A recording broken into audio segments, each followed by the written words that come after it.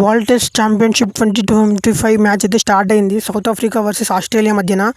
Temba Bavuma captain toss గెలిచి అయితే fielding తీసుకున్నాడు. ఫీల్డింగ్ తగ్గట్టు వాళ్ళు మంచి బౌలింగ్ చేసినారు, Rabada and Marco Jansen. Rabada 5 for తీసుకుంటే మార్కో యాన్సన్ అయితే 3 వికెట్స్ తీసిండు. అండ్ వీళ్ళకి ఫస్ట్ బ్రేక్ త్రూ ఇచ్చింది మాత్రం మార్కరమ్. మంచి పార్ట్నర్షిప్ కొనసాగుతున్న టైంలో Steve Smith half century score చేసి స్ట్రాంగ్ పొజిషన్లో ఉన్నప్పుడు వచ్చి మార్కరమ్ అయితే మంచి వికెట్ తీసి పెట్టినాడు. తర్వాత వరుసగా వికెట్లు పడ్డాయి.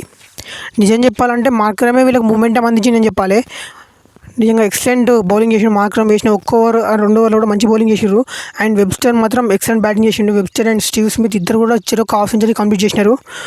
ముఖ్యంగా చెప్పాలంటే వెబ్స్టర్ అయితే 72 రన్స్ స్కోర్ చేసిండు. Steve Smith almost 64 or 66 runs score చేసిండు. మార్కో యాన్సన్కి అయితే 3 వికెట్స్ వచ్చినాయి. మంచి బౌలింగ్ చేసిండు, మంచి స్వింగ్ అయింది బాల్. రబాడాకు కూడా మంచిగా స్వింగ్ అయింది.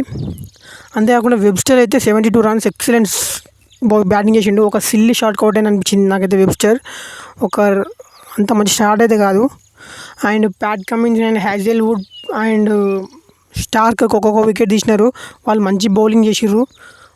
ఫస్ట్ సెషన్లోనే వాళ్ళు 4 వికెట్లు తీసిర్రు ఎండ్ ఆఫ్ ది డే టైంలో. అండ్ టెంబా బౌమా క్యాప్టెన్ మాత్రం వికెట్లు కోల్పోకుండా ఎక్సలెంట్గా కాపాడని చెప్పాలి వాళ్ళ టీంని. ఆడికైనా వాళ్ళు 4 వికెట్లు కోల్పోయారు. లేకపోతే టెంబా బౌమా వికెట్ మాత్రం పడుంటే మాత్రం టీం ఆనే కొలాప్స్ అయ్యేది. అంతేకాదు ఫ్రెండ్స్, నేనైతే ఒక్కొక్క సబ్స్క్రైబర్ చొప్పున 2 చెట్లు నాటదామని ప్రయత్నిస్తున్నాను. ప్లీజ్